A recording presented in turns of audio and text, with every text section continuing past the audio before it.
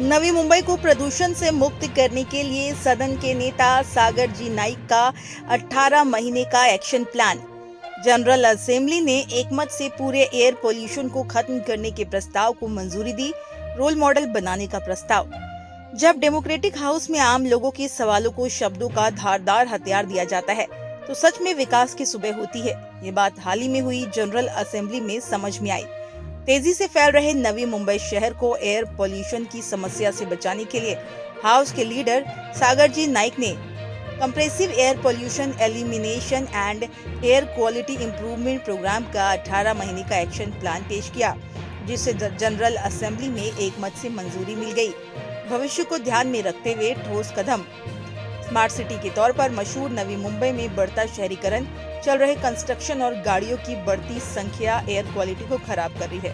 इस बात को समझते हुए सागर जी नाइक ने आने वाली पीढ़ी के लिए हेल्दी हेल्थ पक्का करने के लिए बहुत ही ज्ञान के साथ ये प्रस्ताव पेश किया। सिर्फ सवाल पूछने के बजाय उन्होंने एडमिनिस्ट्रेशन के सामने 18 महीने का ठोस एक्शन प्लान पेश करके नवी मुंबई को पूरे एमएमआर एरिया में पोल्यूशन कंट्रोल का रोल मॉडल बनाने का अपना संकल्प जताया। पोल्यूशन इरेडिक्शन प्लॅन, सर्वसमावेशक पर्यावरण सुधारणा, AQI सुधारणा हा एक ॲक्शन प्लॅन आराखडा त्याचा सभागृहाने विस्तृत चर्चा करून मंजूर केलेला आहे। आनंद आहे की अतिशय विस्तृत अशी चर्चा त्या ठिकाणी झाली आणि त्यामध्ये सर्वच्या सर्व गोष्टी या आराखड्यामध्ये आहेत आणि निश्चितच जेव्हा या आराखड्याची सुरुवात होईल ती हळूहळू सुरुवात होईल, याला इफेक्ट दिसायला कमीत कमी 6 महिने त्यासाठी लागते। पण दर महिन्याला काय काय अंमलबजावणीची प्रक्रिया त्या ठिकाणी होते अशा प्रकारचा अहवाल सभागृहापुढे सादर करावा असं अंमलबजावणी प्रमुख आयुक्त महोदयांना त्या ठिकाणी सांगण्यात आलेलं आहे। आता या ठिकाणी आम्ही सर्व कशा प्रकारे तुम्ही काम करायचं आहे, कसे सेन्सर्स बसवायचे आहेत, कसं स्टेशन्स बसवायचे आहेत, मॉनिटरिंग स्टेशन्स, सेन्सर्स, चेकपोस्ट कसं त्या ठिकाणी मॉनिटर करायचं आहे, कशी आपली इंटेन्सिव्ह डस्ट इरॅडिक्शन धोरण आराखडाच्या माध्यमातून ॲक्शन प्लॅन ते करून घ्यायचं आहे आणि लेगसी डस्ट त्या ठिकाणी नष्ट करायची आहे आणि डस्ट निर्माण न व्हावे तर 10 जनरेशन साईट या डिस्ट्रॉय करायच्या आहेत। झिरो एक्सपोज त्या ठिकाणी धोरण घेतलेलं आहे, त्यामुळे कुठेही सॉईल एक्सपोज असली नाही पाहिजे। तिथे टर्फ, गवत, ग्रॅव्हल अशा ठिकाणी लावून ती सील बंद करायची आहे। अशा माध्यमातून आता नवी मुंबई शहराचा आणि त्याचबरोबर जे theatre balloon, near space balloon आणि सेन्सर्स या माध्यमातून नवी मुंबई शहरातलं हे पोल्यूशन आहे का बाहेरचे हे पहिला कळेल। नवी मुंबई शहरातलं असेल तर ते हॉटस्पॉट कुठले आहेत ते आयडेंटिफाय करायचे, ते स्पॉट आयडेंटिफाय करायचे आणि त्या मुळापर्यंत त्या ठिकाणी जाऊन ते मुळच त्या ठिकाणी नष्ट करायचं आहे। त्यामुळे जी पोल्यूशन निर्माण होतं आहे ते मुळच त्या ठिकाणी नष्ट करण्याच्या दृष्टीने आपण हालचाली या ॲक्शन प्लॅनच्या माध्यमातून केलेल्या आहे। आता नवी मुंबई महापालिकेने हे धोरण स्वीकारलेलं आहे। त्या धोरणाच्या अनुषंगाने आयुक्त महोदय यावरती अंमलबजावणी करतील आणि या महिन्याचा आढावा घेऊन काय याचा परिणाम होईल ते दिसून येईल। त्याचबरोबर हे फक्त नवी मुंबईपुरती सीमित नाही तर इतर महापालिकांच्या मिळून एक संयुक्त समिती त्या ठिकाणी बनवण्याचा मानस त्या ठिकाणी असणार आहे आणि त्यामुळे समितीचा ठराव लवकरात लवकर येईल आणि मुंबई महापालिका, पनवेल महापालिका, ठाणे महापालिका आणि MPCB अशा घटकांना आम्ही या कार्यामध्ये तुम्ही देखील सामील व्हा अशा दृष्टीने समितीच्या माध्यमातून त्यांना आम्ही अप्रोच करू। त्याचबरोबर यामध्ये जे कोणी नियम तोडतील त्यांना कठोर कारवाई व्हावी या दृष्टीने बायलॉज देखील बनवण्याचा पुढे प्रस्ताव त्या ठिकाणी येईल, जेणेकरून फक्त ॲक्शन प्लॅन नाही, जे नियम तोडतात त्यांच्यावर देखील कारवाई व्हायला पाहिजे। अनेक लोकांनी त्या ठिकाणी जे बिल्डिंग कन्स्ट्रक्शन चालू आहे ते कसे नियम धाब्यावर बसवतात त्याच्यावरती कठोर कारवाई झाली तर निश्चितच ते नियमानुसार काम करतील। ती कारवाई कशी करायची या दृष्टीने बायलॉज देखील बनवण्याच्या दृष्टीने आम्ही त्या ठिकाणी पुढे पावलं उचलू। पर्यावरण हा आमच्यासाठी अतिशय टॉपवरचा एक विषय आहे आणि त्या दृष्टीने नवी मुंबई शहराला चांगलं पर्यावरण देण्याच्या दृष्टीने या भारतामधलं अतिशय पर्यावरणपूरक शहर बनवण्याच्या दृष्टीने आम्ही त्या ठिकाणी वाटचालीला आजपासून खऱ्या अर्थाने सुरुवात केली।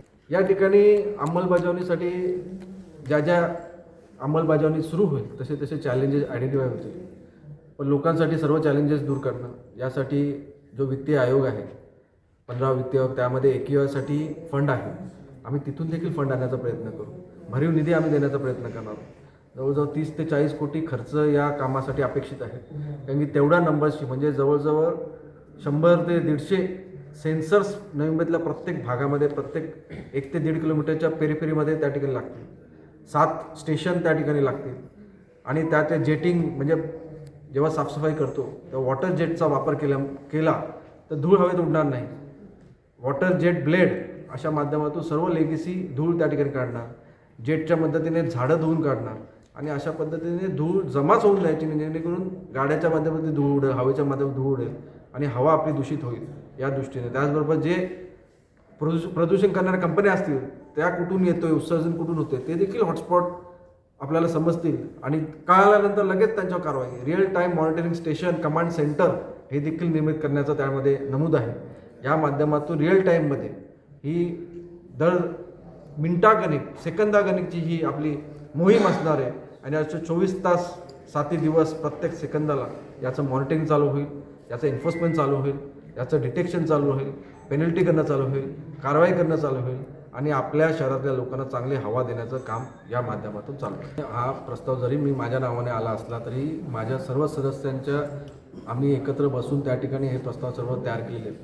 माझा एकट्याचा आवाज जरी असला तो माझ्या सर्व सदस्यांचा मिळून हा एक आवाज आहे आणि या माध्यमातून आम्ही सर्वजण भारतीय जनता पार्टी म्हणून नरेंद्र मोदी साहेबांच्या नेतृत्वाखाली, देवेंद्रजी फडणवीस साहेब यांच्या मार्गदर्शनाखाली, गणेशजी नाईक साहेबांच्या मार्गदर्शनाखाली आम्ही हा नवी मुंबई महापालिकेचा कारभार हा भारतीय जनता पार्टीच्या वतीने एक म्हणून त्या ठिकाणी कारभार करतो.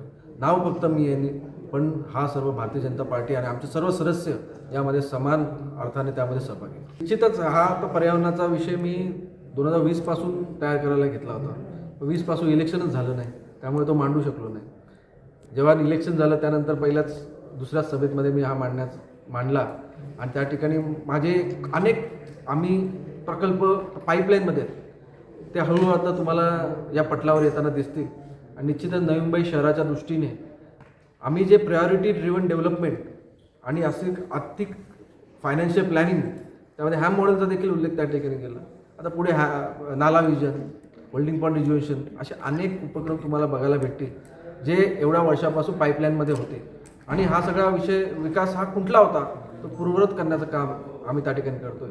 या ठिकाणी शहर सुनियोजित पद्धतीने सुस्थितीत ठेवण्यासाठी आणि वॉकॅबिलिटी या माध्यमातून लोकांना चांगले रस्ते, फुटपाथ त्या ठिकाणी देऊन स्वच्छ, जो फक्त क्रमांकाने 1 नंबरचा स्वच्छ नाही तर आपल्या प्रत्येक नागरिकाला वाटेल असा स्वच्छ बनवण्याचा आमचा निर्धार त्या ठिकाणी असतात. यापूर्वी काही AQIच्या दृष्टीने फंड आले, पण ते फंड या पोल्युशन कंट्रोलच्या ऐवजी या इलेक्ट्रिक बस खरेदी करण्यासाठी लावतो.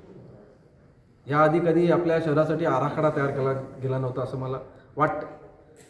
म्हणूनच मी हा आराखडा त्या ठिकाणी मांडला. यासाठी कमीत कमी 30 ते 40 कोटीचा खर्च अपेक्षित आहे आणि केंद्र सरकारच्या अनेक योजना यासाठी आहेत. त्यामुळे आपला फंड तर आहेच, आपण त्यामध्ये कमी तर करणार नाही, पण राज्य सरकारचं देखील अनुदान आणण्यासाठी आम्ही त्या ठिकाणी प्रयत्न करणार, त्यांना लिहिणार आणि मला पूर्ण विश्वास आहे की असा प्रकारचा आराखडा केल्यानंतर त्यांना आपल्या या ज्या चळवळ आहे त्याशी जोडण्यासाठी त्यांना देखील आनंद होईल.